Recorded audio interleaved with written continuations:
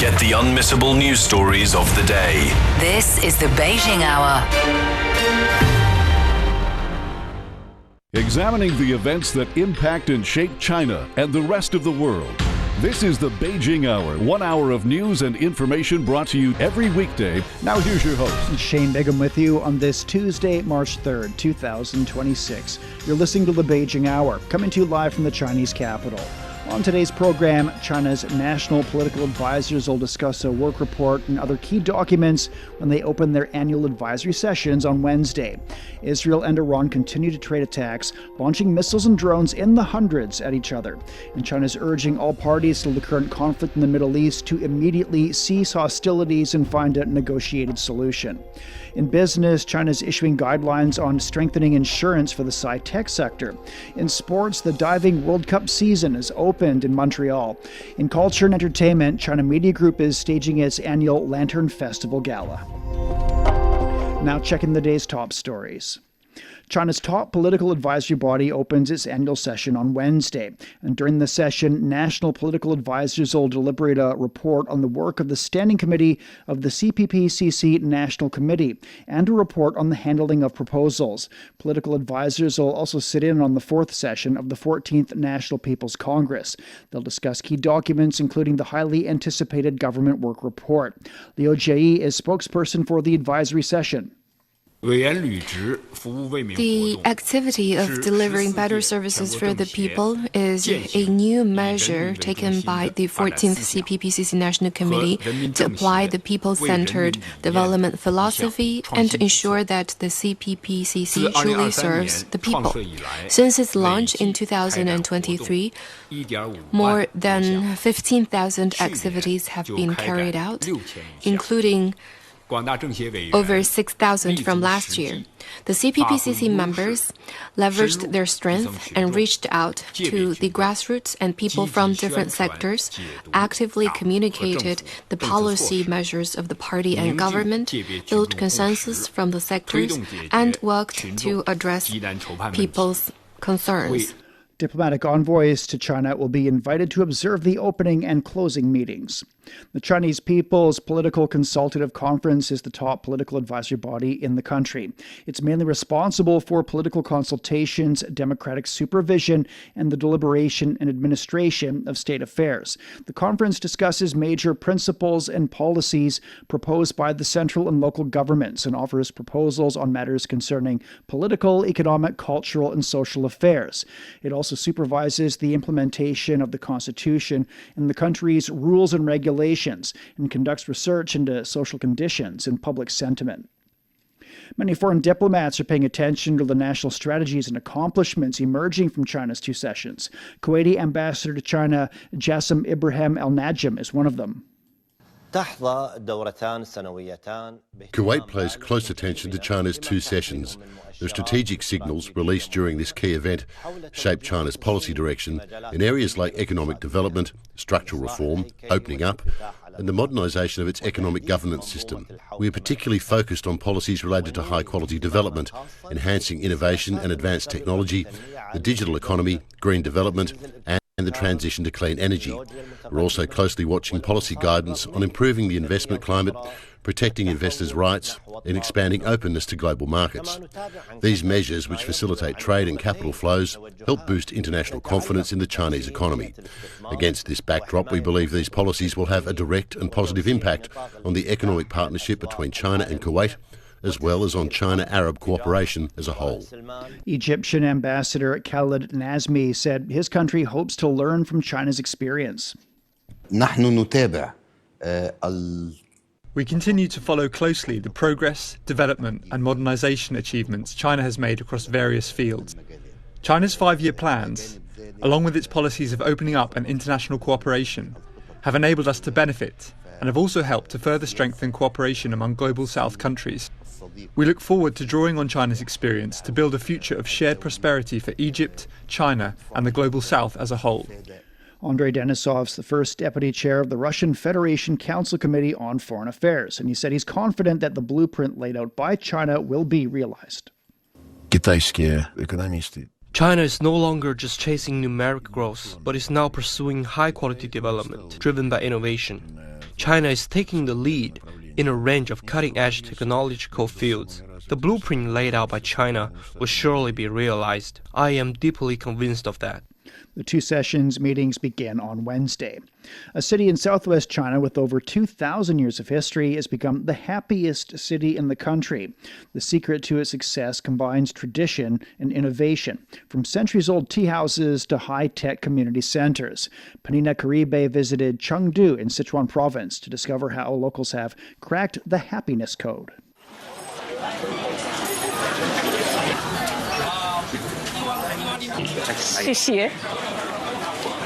They say you can buy happiness, but in Chengdu, it's served in a cup for between 10 to 50 yuan, depending, of course, on what you order. Amati Herming Tea House has been here for over 100 years, and honestly, it's the heartbeat of the city. But step outside the tea house, and you'll find that this happiness isn't just quiet, it's vibrant. In People's Park, retirement looks more like a festival. These seniors are redefining what it means to grow old in a modernizing China. They aren't just passing the time, they are reclaiming it. But how does a city of 20 million scale this sense of joy? The answer lies in places like the Qingyuan community. One of its most cherished features is the community cafeteria, which provides free, healthy lunches to the elderly residents every single day. What does this meal mean to you? This place is pretty nice. It's good for elderly people too. You can eat here, chat here, and have great conversations. This place is wonderful. That sense of belonging is built through a unique form of local democracy. To resolve conflicts and plan for the future, officials hold baba, or open-air meetings. Whether in the tea house or the residential compound, they gather the appeals of the residents to design projects that meet their specific needs. Through tea house meetings and residential compound meetings, we continuously gather opinions and suggestions from residents.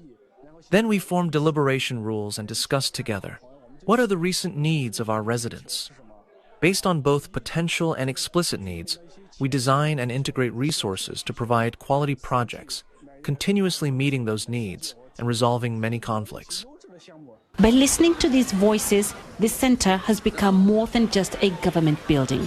For some, it has become a sanctuary, a place where the community steps in to catch those who are falling through the cracks of personal grief. I feel a very, very strong sense of happiness. After my husband passed away, I almost fell into depression. But since coming here, with the care from the community leaders and the support from everyone around me, I was able to pull myself out of that dark place. Now I feel especially happy. As the sun sets, the happiness code takes to the water.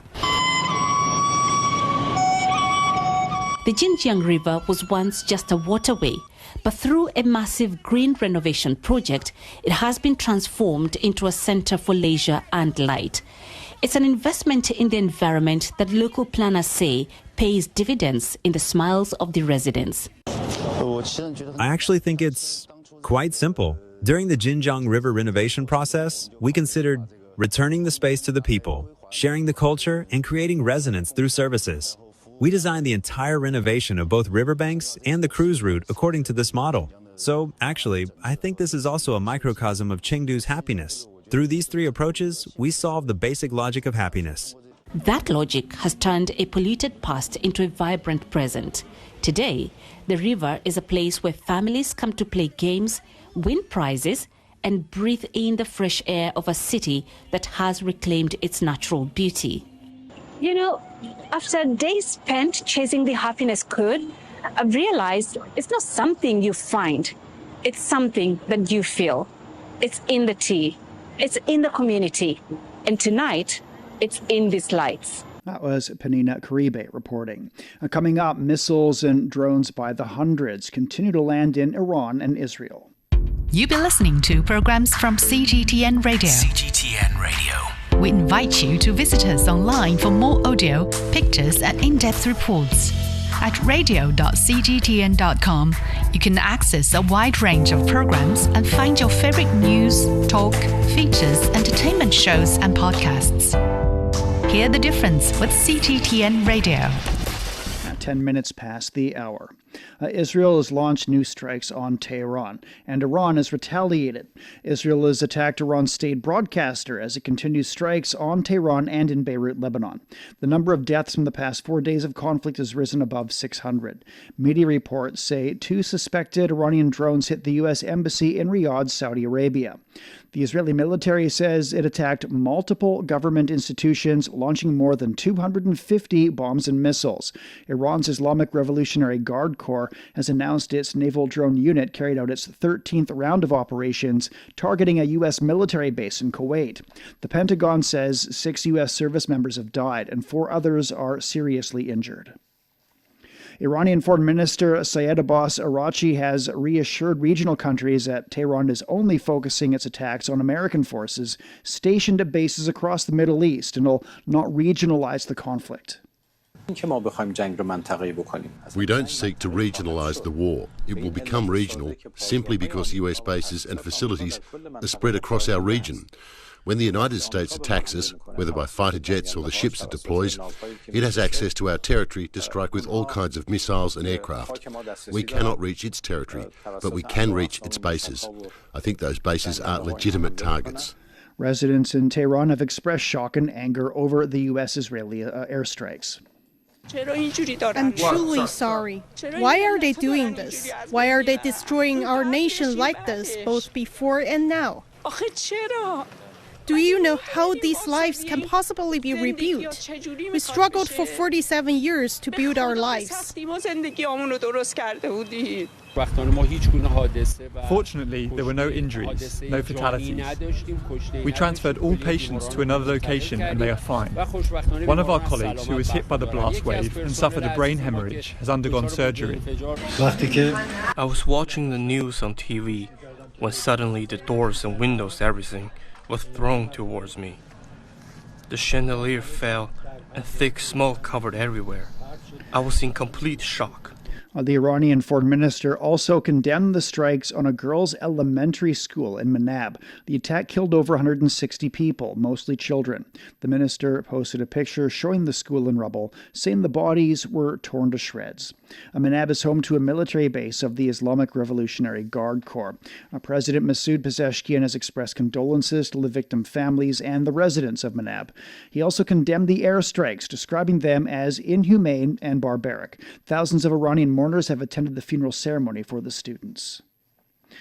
Pir Hossein Kolivand is the president of the Iranian Red Crescent Society in Tehran, and during an interview with Saper Saremi, he described the deliberate targeting of civilian service institutions as their biggest operational challenge.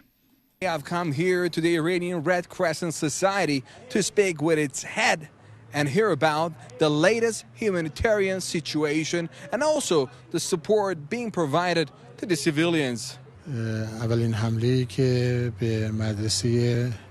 first attack targeted a girls' primary school in the city of Manab. It was a brutal and sad incident, unprecedented in the history of humanity. More than 168 children, aged 7, 8, and at most 9 years old, were martyred. The school was hit in 2 phases, and unconventional weapons were used in this assault. Our primary challenge is the direct targeting of service institutions. Just today, 5 of my colleagues were injured.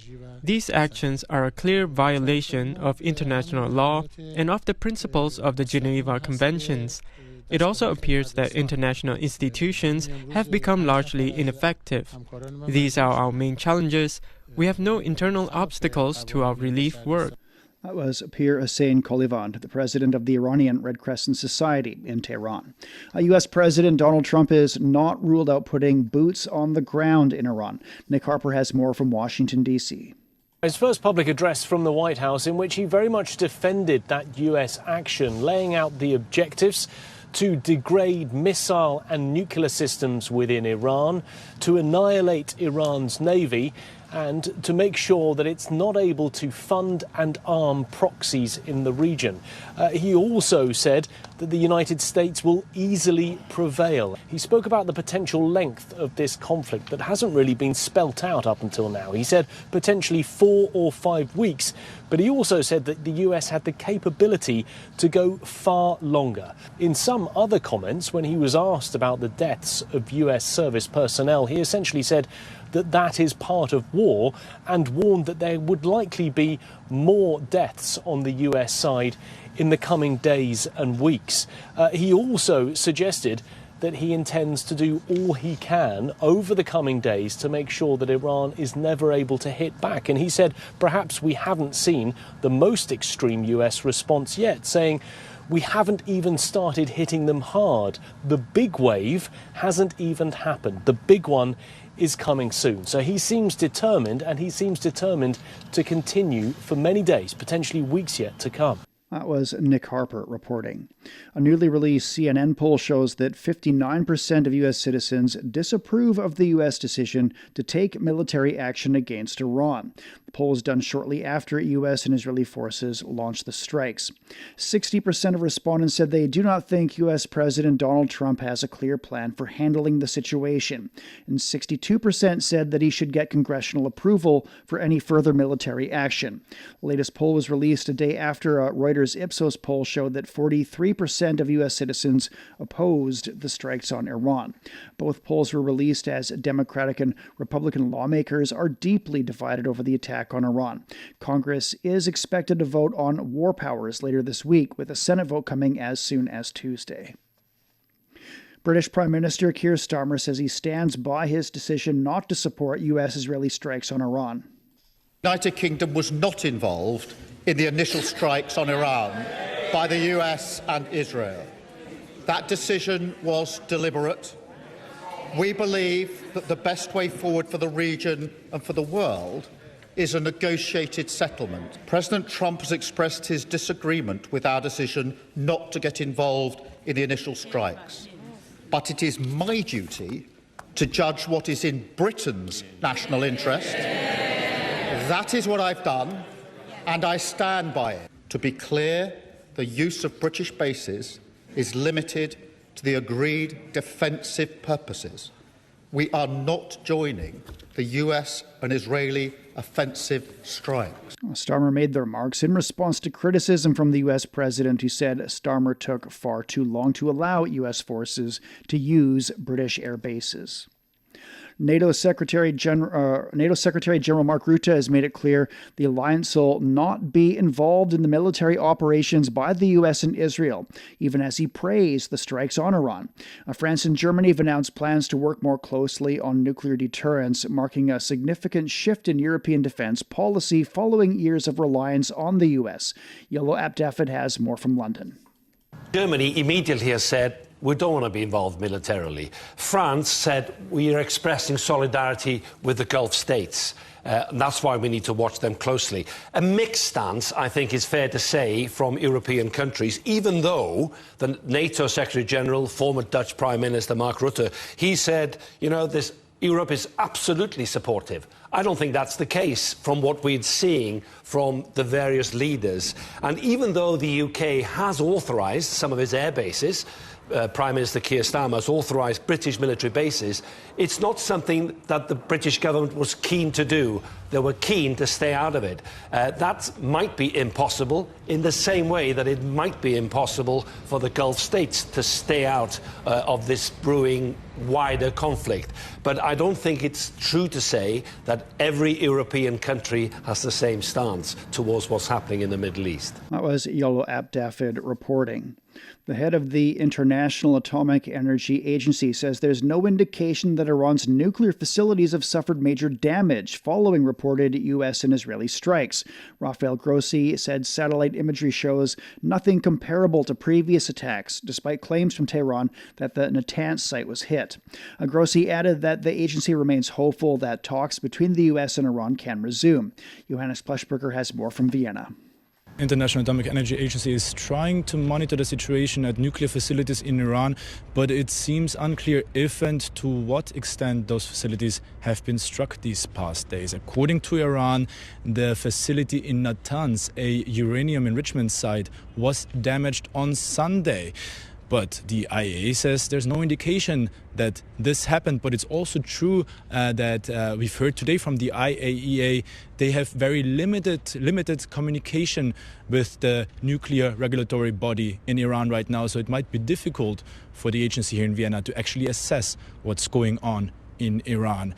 And the IAEA chief Rafael Grossi also said here at the meeting that there's lots of frustration regarding those nuclear talks that happened in Geneva. The IAEA was part of those talks, and apparently they failed given those attacks over the weekend. We haven't seen major military activity targeting the nuclear facilities. We have been looking at different satellite images. There might be something there, but not significant or comparable in any way to what we saw last time. So Rafael Grossi doesn't see a structured program to manufacture nuclear weapons in Iran, which could mean that he doesn't also see a justification for those US and Israeli attacks over the weekend, which are ongoing. Actually, here in Vienna, we're supposed to be the beginning of technical talks, a new round of those nuclear deal discussions between the US and Iran, which have been cancelled or postponed. We do not know yet. The Iranian ambassador to the IAEA told us reporters that he's very disappointed that those talks could not continue here, and of course he condemns the attacks against his country. And despite those ongoing attacks, the IAEA here in Vienna is still convinced that discussions, that a dialogue is still possible between the US and Iran, and the IAEA chief even sees recognition on both sides that both parties should sit down at a table. It's just unclear when this will happen. That was Johannes Pleshberger reporting. The Israeli military says it struck a building housing the Al Manar Channel studios in the southern suburbs of Beirut following an evacuation warning. The Israeli military says it targeted Hezbollah command centers and weapons storage facilities in the Lebanese capital. Strikes followed Hezbollah missile and drone attacks on northern Israel, prompting waves of Israeli airstrikes on Beirut's southern suburbs and across southern Lebanon. Hezbollah said in a statement that it fired rockets as a reaction to Israeli aggression. Israeli strikes on Lebanon have killed over 50 people and left nearly 30,000 others displaced. Iranian missiles have struck Dubai, prompting evacuations from hotels. The UAE's defense ministry reported intercepting 165 missiles, 2 cruise missiles, and over 540 drones. Debris from the downed weapons sparked fires at some of Dubai's most iconic locations. Hundreds of hotel guests moved to the basement for shelter. Mia Planer recounted her evacuation experience. So we came to Dubai, and this is safe to say it's probably been the craziest trip so far. We were on a boat when all the missiles started firing, and this is when we found out that the Fairmont Hotel had been hit, which was absolutely terrifying, and there was just like missile after missile like coming from the sky. So we were like, yeah, we need to get off the boat, and we basically were then evacuated by the hotel, and we had to stay in the basement. At like 2 o'clock in the morning, there were just hundreds and hundreds of people, like families, kids, and it was just probably the most surreal experience that has probably ever happened. The strikes damaged Dubai International Airport, injuring 4 employees. Some international flights have resumed, providing the first opportunity for travelers stranded by airport or airspace closures to leave the country. Coming up, China's urging an immediate halt to the hostilities in the Middle East. Pulse Plus, a selection of the best podcasts in China, covering history, customs, music, literature, and in-depth dialogues. Find your way to a wealth of Chinese culture and thinking, all on Pulse Plus. 24 past the hour. China's urged all parties involved in the Iran conflict to stop military operations. Foreign Ministry spokesperson Mao Ning said that China is deeply concerned about the conflict's potential to spill over into other countries. Chinese Foreign Minister Wang Yi held phone calls with his counterparts from Russia, Iran, France, and Oman, and laying out Beijing's position and calling for de-escalation of tensions. On the regular press briefing on Tuesday, Chinese Foreign Ministry spokesperson Mao Ning briefed media on the phone calls, and Mao shared that Wang Yi said during this phone call, it's unacceptable for the U.S. and Israel to launch military operation against Iran without the authorization of the United Nations, saying that this action violates the international law and also it violates the basic norms of international relations.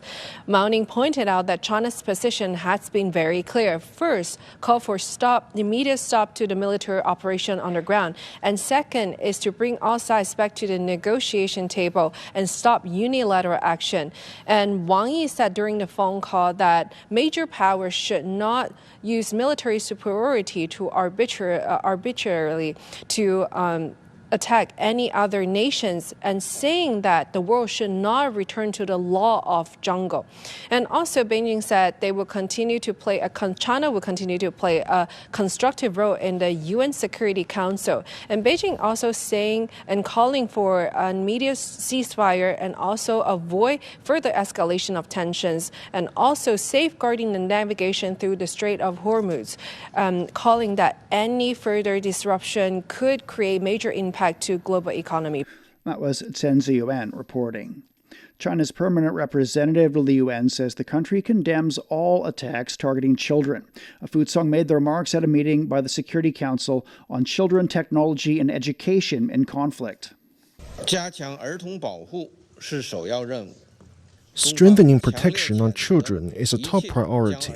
China strongly condemns all attacks targeting children and urges all parties to conflicts to assume their obligations under international humanitarian law, protect the children from the ravages of war, and preserve the bottom line of humanity's conscience. Attacking schools is one of the 6 grave violations against children identified by the UN, which should be sternly condemned and firmly rejected. Fu also called for robust investigations and accountability on incidents harming children and destroying schools. Search operations have ended at a primary school in Manab, structuring U.S.-Israeli military strikes. Iranian authorities say 165 people have been killed. UN Secretary-General Antonio Guterres has called for de-escalation and immediate cessation of hostilities in the Middle East, urging genuine dialogue and negotiations. According to his spokesperson, Guterres has engaged with some regional leaders to promote peace talks. He also condemned the recent attacks on Iran and Gulf countries. The Secretary General has been in touch with a number of regional leaders. He spoke by phone with His Highness Sheikh Tamim bin Hamad Al Thani, the Emir of the State of Qatar. The Secretary General reiterated his condemnation of the recent attacks against Qatar, which is in violation of the country's sovereignty and territorial integrity. He also reaffirmed Qatar's role as a strong and valued partner of the United Nations. The Secretary General and the Emir discussed the situation in the region and the urgent need to end the current military escalation and a return to dialogue in the interest of regional stability. He also spoke with the Foreign Minister of the Sultanate of Oman, His Excellency Badr bin Hamad Al Busaidi. The Secretary General praised Oman for its efforts on mediating a peaceful negotiations and reiterated his condemnation of the attacks against Iran and the Iranian attacks on Gulf countries. The Secretary General expressed concern over the growing humanitarian crisis, and he emphasized the need to protect civilians and infrastructure in line with international humanitarian law. We're at 29 minutes past the hour. Checking the forecast ahead of the break.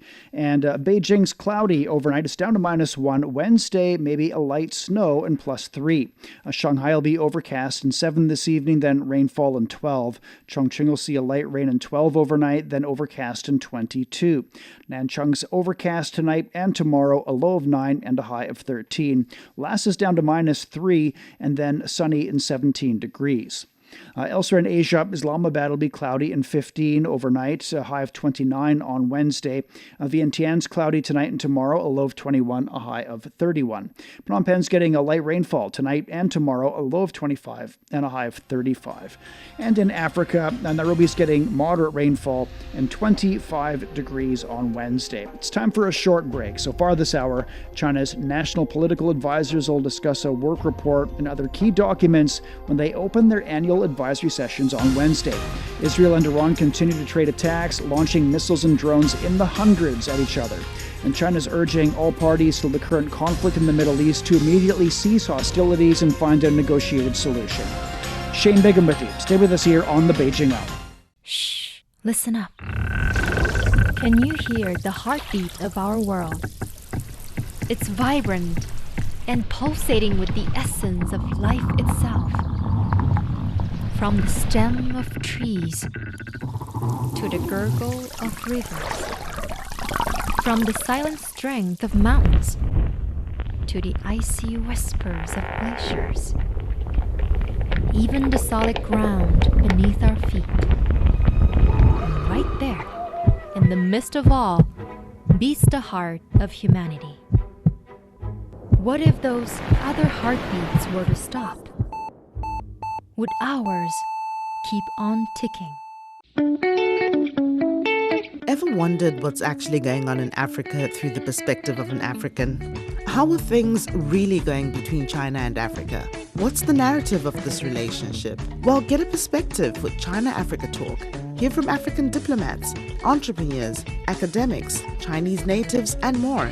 Get on our wavelength every week to find out what's real with China-Africa Talk. Find us on your favorite podcast. We'll see you there. Examining the events that impact and shape China and the rest of the world. This is the Beijing Hour, 1 hour of news and information brought to you every weekday. Now here's your host, Shane Bigham with you on this Tuesday. Still to come. In business, China is issuing guidelines to strengthen insurance for the sci-tech sector. In sports, the diving World Cup season has opened in Montreal. In culture and entertainment, China Media Group is staging its annual Lantern Festival Gala. To contact us, you can email radio@cgtn.com or follow our X account @CGTN Radio. First of all, though, a check of the day's headlines, and China's top political advisory body opens its annual session on Wednesday. National political advisors will deliberate on a report on the work of the Standing Committee of the CPPCC National Committee and a report on the handling of proposals. Political advisors will also sit in on the fourth session of the 14th National People's Congress. They'll discuss key documents, including the highly anticipated government work report. Liu Jie is the spokesperson for the advisory session. The activity of delivering better services for the people is a new measure taken by the 14th CPPCC National Committee to apply the people-centered development philosophy and to ensure that the CPPCC truly serves the people. Since its launch in 2023, more than 15,000 activities have been carried out, including over 6,000 from last year. The CPPCC members leveraged their strength and reached out to the grassroots and people from different sectors, actively communicated the policy measures of the party and government, built consensus from the sectors, and worked to address people's concerns. Diplomatic envoys to China will be invited to observe the opening and closing meetings. The International Atomic Energy Agency has confirmed no indication that the Israeli and U.S. strikes on Iran hit nuclear facilities. The agency has activated an emergency response but has detected no large-scale radioactive leaks. Agency Director Rafael Grossi urged all parties to exercise restraint and resolve the issue diplomatically. My hope, as I just said, is that we will be back at the negotiating table sooner rather than later. It is obvious that after this military conflict ends, and we all hope that this will be very, very soon, we will still need to have a long, durable solution which will provide a sense of predictability, a sense of certainty for Iran and neighboring countries. Grossi expressed deep concern over the situation and emphasized the potential risks of military operations targeting nuclear sites. China's called for an immediate cessation of U.S.-Israeli attacks on Iran, urging joint efforts to oppose unilateral actions. The Chinese envoy to the International Atomic Energy Agency said that the military strikes have escalated the already volatile situation in the Middle East. China emphasized its respect for Iran's right to peaceful nuclear energy use. The country reiterated that the Iranian nuclear issue must be resolved through political and diplomatic means. France and Germany have established a nuclear steering group to strengthen deterrence cooperation. French President Emmanuel Macron and German Chancellor Friedrich Merz made the announcement on Monday. The two countries agreed that the group will facilitate bilateral consultations on a strategic mix of conventional forces, missile defense, and French nuclear capabilities. On the same day, Macron announced that he'd ordered an increase in the number of France's nuclear warheads to strengthen the country's arsenal.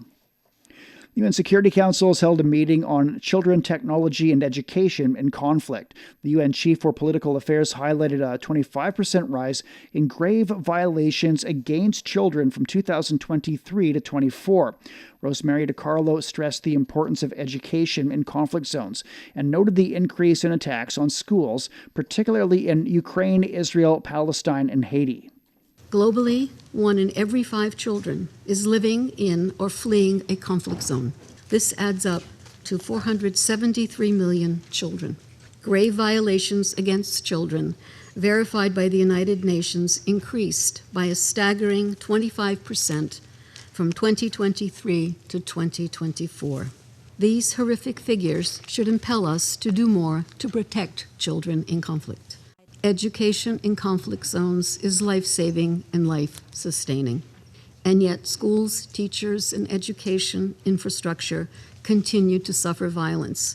In 2024 alone, the United Nations verified a total of 2,374 attacks on schools and hospitals.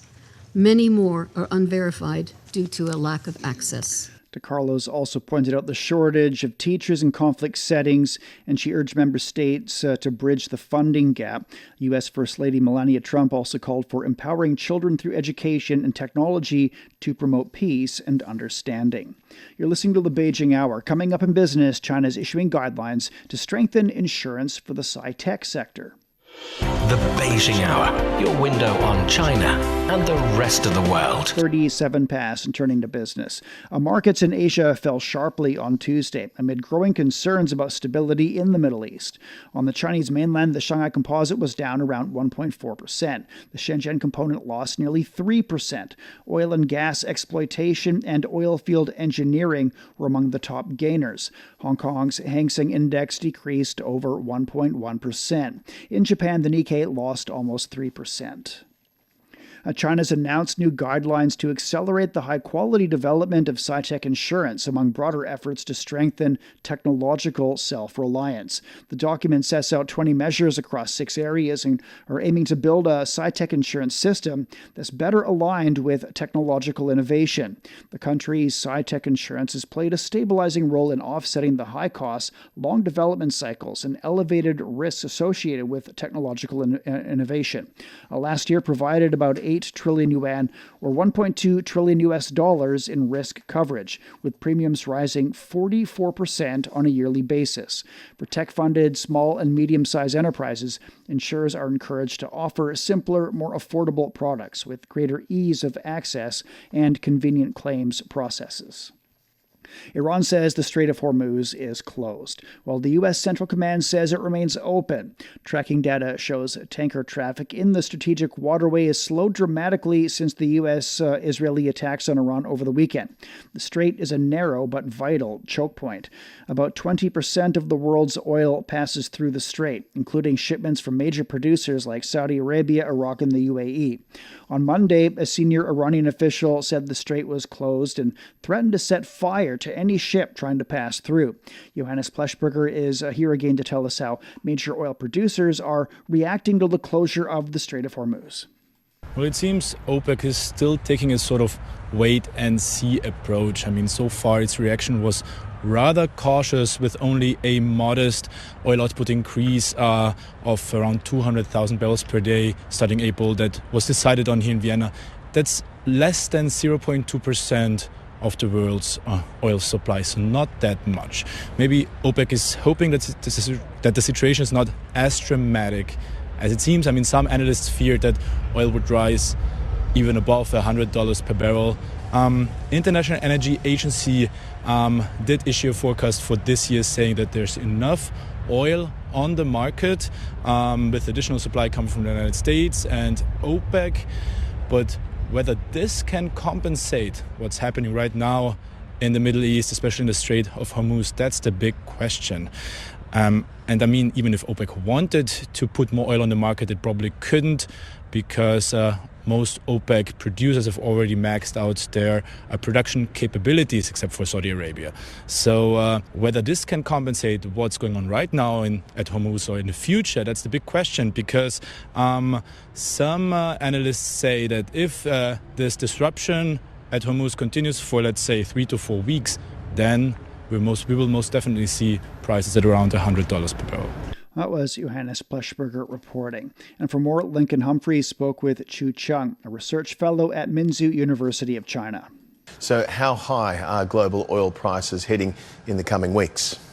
Through the Hormuz Strait, and also the productivities in Iran actually accounted for most of the part of the international oil consumptions. So basically, as the force producers of the oil of the OPEC, basically Iran can produce more than 3.3 million of barrels per day. That's 3% we're talking about. And basically, if you're counted in Saudi Arabia and Qatar and the productions, that's going to be a very, very large of the productions. And also, we're going to talk about transportations, because through the Hormuz, basically, we're talking about, 30% or at least 20% of the global oil and gas shipment, about 14 to 20 million barrels a day.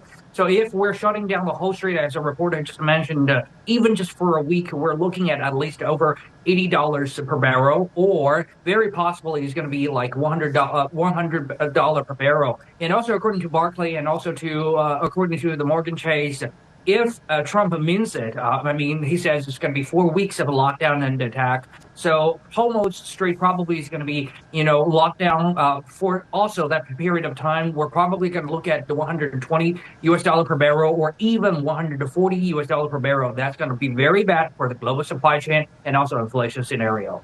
And if those prices stay elevated for that long or even longer, how significantly could this conflict in the Middle East affect the global economy more broadly, especially if the Strait of Hormuz remains shut for an extended period of time? Well, we're talking about 20% of the oil consumptions and, 1/3 of the basic oil and gas shipment.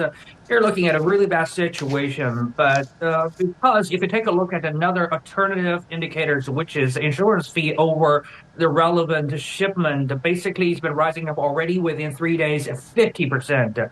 We're looking at all the pictures. You see more than 800 of, cruisers are still in the stall, and basically all the commercial airlines are also being, suspended. So this kind of a cost will be spilled over to every corner of the whole world, not only about oil and gas. We're talking about everything: manufacturing, agriculture, even AI and semiconductors. Everything is going to be interrupted. So according to our modeling, basically, if the situation keeps on, like we just estimated, conservatively, if it keeps going on for 4 weeks, the global inflation is going to go up by 0.5%. And also, I think several other countries outside this region, like in the ASEAN nations, they've been producers, they've been manufacturers. So they're probably going to take most of the hit. Qatar has shut the world's biggest LNG plant. What impact will that have? LNG is very different, the commodity, compared to the oil, because for the LNG, basically the whole globe doesn't have reserve capacities for the productivities. And also, because of its nature, chemical nature, so it's very hard to storage them, put them in storage for a very long term. So basically, they're going to run out in a very short term. You always need to circulate on this kind of the gases. So right now, if you take a look, the futures price is basically almost 50 euros per kilowatt hours. And also, we're going to talk about LPG, we're going to talk about jet fuel, and also sulfur, which is a very important strategic resources, and also the bauxite and alumina, which is very important for the EV and also for the cables, and also for solar and wind power productions. And all that actually will drive up the global supply chains prices. And some indirect energies or some other raw materials that will be affected. For example, like coal, hydropower, and all that is going to rise up the prices. That was research fellow Chu Cheng at Minzu University of China talking about how the U.S. and Israeli strikes will impact global energy supplies. In 2025, China's policies prioritize the people's well-being, delivering tangible support for families, the elderly, and a growing flexible workforce. The country bolstered family support with a 3,600 yuan annual subsidy, over $500 per child under 3, and a free preschool year benefiting 12 million children. Elderly care reforms advanced with a 2035 network plan and new pilots for disability subsidies and home care beds. Furthermore, China expanded Social Security coverage for over 200 million flexible workers by removing residency curbs and broadening injury insurance pilots. And now, under the 15th five-year plan, China will continue to focus on delivering broad-based support for families and workers. The ongoing Mobile World Congress in Barcelona has attracted more tech giants this year. Chinese companies such as Huawei, Vivo, and Xiaomi have gathered, focusing on the deep integration of artificial intelligence and mobile communication technology. This year's Congress agenda centers around 6 core dimensions, including intelligent infrastructure and AI-centric networks. Huawei is expected to unveil a full range of products and solutions, deepening the integration and innovation of mobile networks and AI. Vivo's new imaging flagship, the Vivo X300 Ultra, will make its global debut at the event. Last year, around 288 Chinese enterprises participated. This year, the number has surged to over 350. The 4-day event expects over 100,000 participants from more than 200 countries and regions worldwide. You're listening to the Beijing Hour. Coming up in sports, the diving World Cup season has opened in Montreal.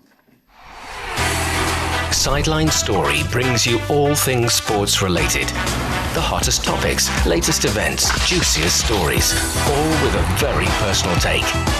Subscribe to Sideline Story Podcast for heated sports discussions covering events that are happening in China and around the world.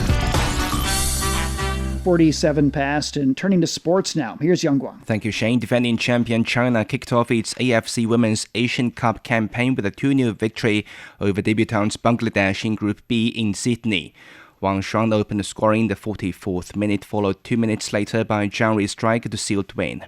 The tournament runs from March the 1st to 21st across Sydney, Perth and Gold Coast.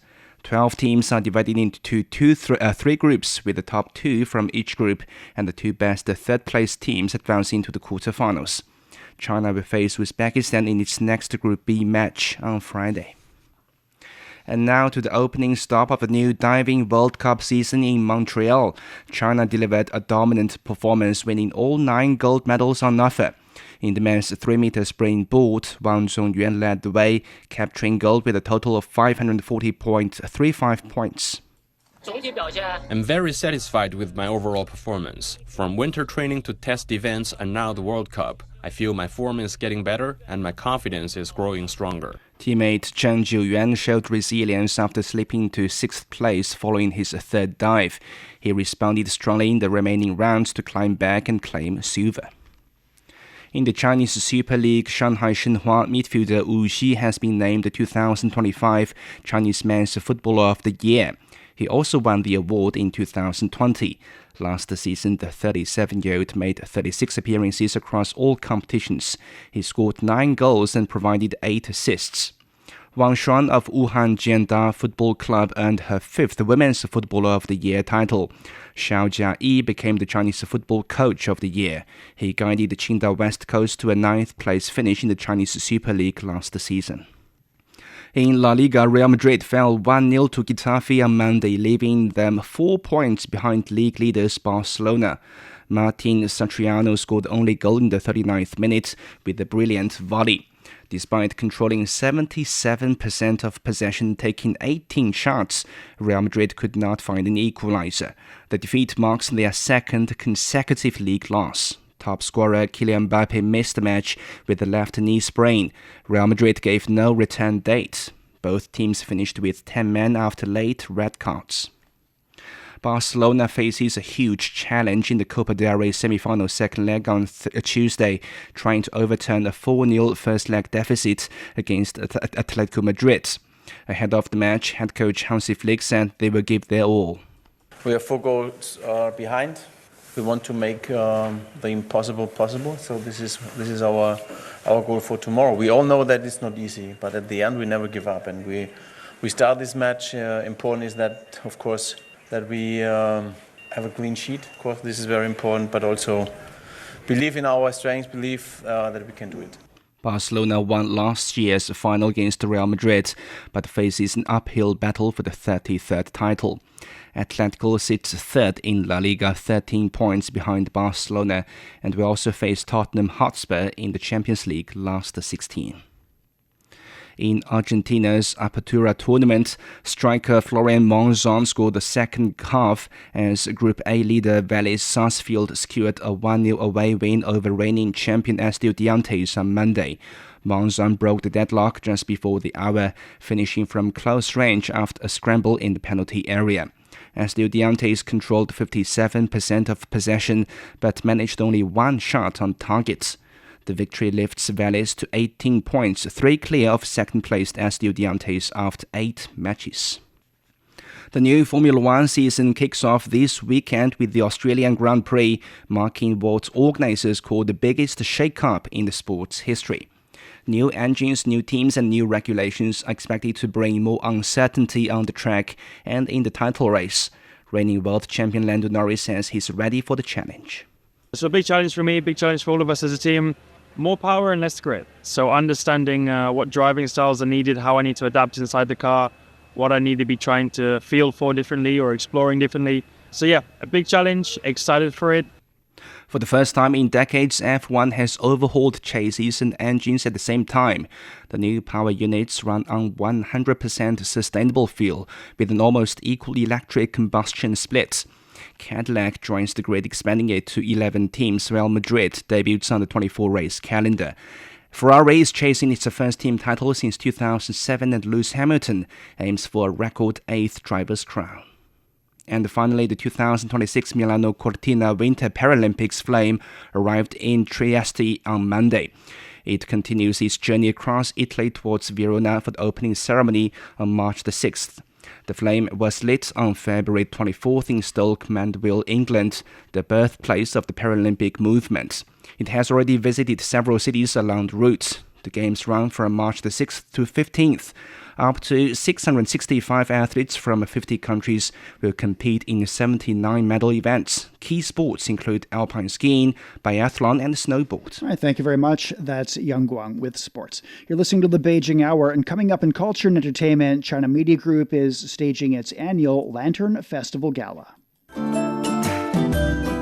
From north to south, east to west, people in China are chasing their dreams and leaving their mark. Want to know how they beat the odds and made a difference? Footprints brings you the true life stories of their journeys. 53 past now, turning to culture and entertainment. China Media Group stages a Lantern Festival Gala on Tuesday evening, celebrating the spirit of joy, harmony, and reunion. With song and dance, traditional opera, comedy sketches, crosstalk, and magic, the show aims to bring festive cheer to Chinese communities worldwide and friends across the globe. The Lantern Festival falls on the 15th day of the first lunar month, marking the end of Chinese New Year celebrations. It's time for families to come together and enjoy lantern displays. An eastern Chinese city with a history of 2,500 years is home to one of the country's largest ancient towns. Wu Bin visited Suzhou to explore how the city has renewed and revitalized this heritage.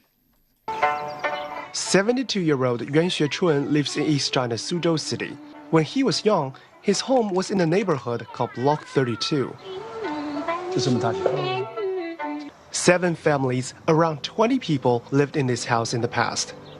There was once common in this neighborhood. Block 32 once consisted of government organizations and private gardens back in the Ming and Qing dynasties some 600 years ago. They became residential communities in modern times, hosting some 2,700 people. But most of the houses, after centuries of wind and rain, can hardly meet the needs of residents nowadays. In 2019, the city launched a renewal program in the area. During our renewal progress, we fully respect the public opinion. It's up to the people to decide their matters. So far, over 800 families, almost half of the residents, agreed to move to new residential buildings like Yuanshuechun. But still many chose to stay in this century-old neighborhood. Massive efforts are used to improve their living conditions. These include moving unorganized wires and sewage pipes underground, setting racks for drying clothes, and 24-hour public rooms for all sorts of activities. Some illegal structures on the roof will be demolished, but valuable elements like the brick-carved gatehouse above will be preserved. The entire structure won't be torn down. Instead, columns, windows, and doors will be restored using traditional techniques to achieve restoration as original. The next step is to utilize the value of these historic buildings. The local government has launched a City Renewal Partner Project. Social entities like bookstores, coffee houses, and hotel groups are encouraged to further utilize the ancient heritages. Through all efforts, we have activated the values of the ancient block. Many young people already fell in love with the ancient town, came back to the ancient town, and revitalized the ancient town. During the 14th five-year plan period from 2021 to 2025, the country renovated more than 240,000 old urban residential communities. The initiative has benefited 110 million people. That was Ubin reporting. The 32nd Zhejiang International Dinosaur Lantern Festival is now underway in Chengdu, Sichuan Province. The city glows with more than 200 dazzling lantern displays. And this luminous art comes from a centuries-old tradition. Over time, simple lanterns have evolved into a sophisticated art form, combining paper cutting, painting, embroidery, and sculpture. Today, the Zhejiang Lantern Show is listed among the National Intangible Cultural Heritage of China. We're at 57 minutes past the hour, checking the forecast before we go for the day, and Beijing's getting cloudy skies overnight. It's down to -1. A light snowfall and +3 for Wednesday. Shanghai's overcast and down to 7, then a light rainfall and 12 degrees. Chongqing will see some rain overnight, a low of 12, then overcast skies and 22. Nanchang's overcast this evening and through the day tomorrow with a low of 9 and a high of 13. Lhasa is down to -3. Sunny conditions tomorrow, the high is 17. Elsewhere in Asia, Islamabad will be cloudy and 15, and then a high of 29 for Wednesday. Vientiane's cloudy tonight and tomorrow, a low of 21, a high of 31. Phnom Penh's getting a light rainfall overnight and through tomorrow, a low of 25 and a high of 35. In Africa, Nairobi is getting some rainfall and 25 degrees on Wednesday. And that's it for this edition of the Beijing Hour. Making news today, China's national political advisors will discuss a work report and other key documents when they open their annual advisory sessions on Wednesday. And Israel and Iran continue to trade attacks, launching missiles and drones at the hundreds at each other. On behalf of the staff, this is Shane Bigham in the Chinese capital, hoping you'll join us for the next edition of the Beijing Hour and open a window to the world together. Find the Beijing Hour at precisely 6 p.m. Beijing time. We meet you on podcast and on air every weekday. The Beijing Hour, your window on China and the rest of the world. He can't live without the Yellow River in his eyes. The Yellow River is so noble and elegant. Both my grandpa and dad made a living from the river. Would you like to move away from the Yellow River? I don't think I will. I love it so much. The Yellow River, the second longest river in China, is regarded as a shaping force in the history, economy, and culture of northern China. Today, about 100 million people live within its water basin, making up nearly 9% of the country's population. How is climate change felt at its headwaters, and what are the locals doing to cope with it? What are the descendants of the boatmen doing? What has kept some people from leaving their home village by the river, and what has drawn others back? Could the fading fishing community revive in a time of digital transformation?